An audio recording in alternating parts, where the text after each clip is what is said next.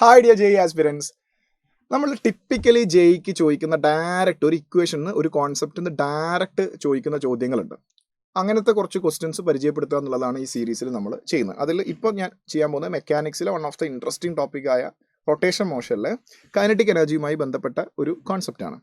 Kinetic energy rotation മോഷനിൽ kinetic energy is equal to half I omega square ആണ്. I എന്ന് പറഞ്ഞാൽ moment of ഇനേഷ്യ ആണ് എം കെ സ്ക്വയർ. ഒമേഗ എന്ന് പറയുന്നത് ആംഗുലാർ സ്പീഡാണ്. അത് ഇൻ ടേംസ് ഓഫ് ലീനിയർ സ്പീഡിലേക്ക് മാറ്റുമ്പോൾ ഒമേഗ എന്ന് പറഞ്ഞാൽ V/R ആണ്. അപ്പോൾ നമുക്ക് kinetic energy in rotation is equal to half moment of ഇനേഷ്യക്ക് M K square, omega square നമുക്ക് പകരം മാറ്റി V²/R² എന്ന് എഴുതാം. അപ്പോൾ kinetic energy is equal to half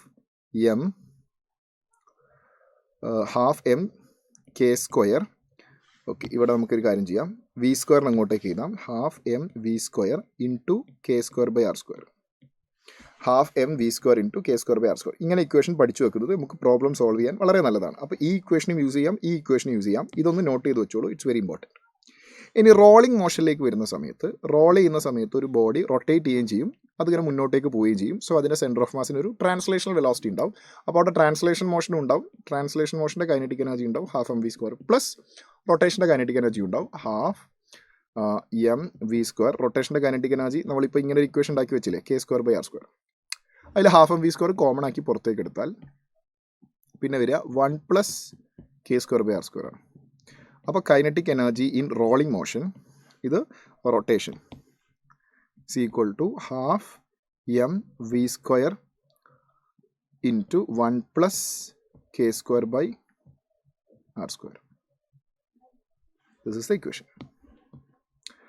okay, K²/R² കിട്ടാൻ എളുപ്പമാണ്.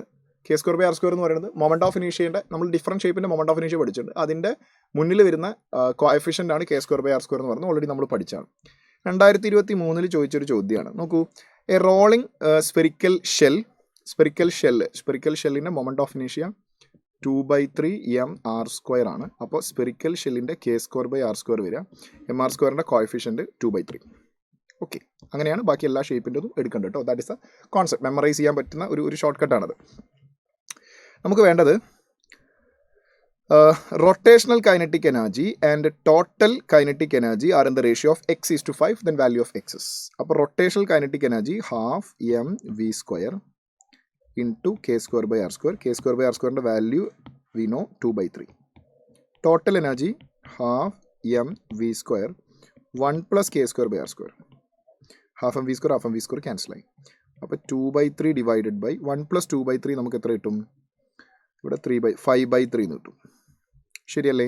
അപ്പോൾ 3 ക്യാൻസലാവും, 5 ഇങ്ങോട്ടേക്ക് വരും. അപ്പോൾ നമുക്ക് 2/5 എന്ന് കിട്ടും. ക്വസ്റ്റിൽ അത് x/5 എന്നാണ് പറഞ്ഞത്. 5 ക്യാൻസൽ ചെയ്താൽ x is equal to 2 എന്ന് കിട്ടും.